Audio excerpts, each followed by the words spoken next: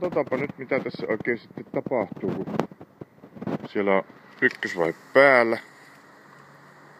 Heitetään se vapaalle. Katsotaan lähteekö käyntiin.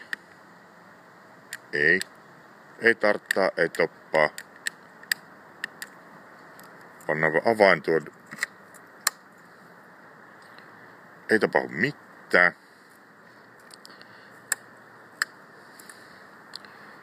Käännellään rattilukko päälle.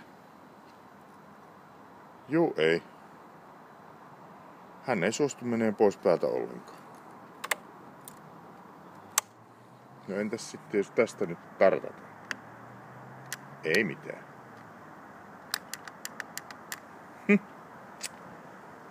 Aika erikoinen tappaus, sanoisin. Näin. Mutta huomiseen otetaan akun kenkä irti, kaapeli irti.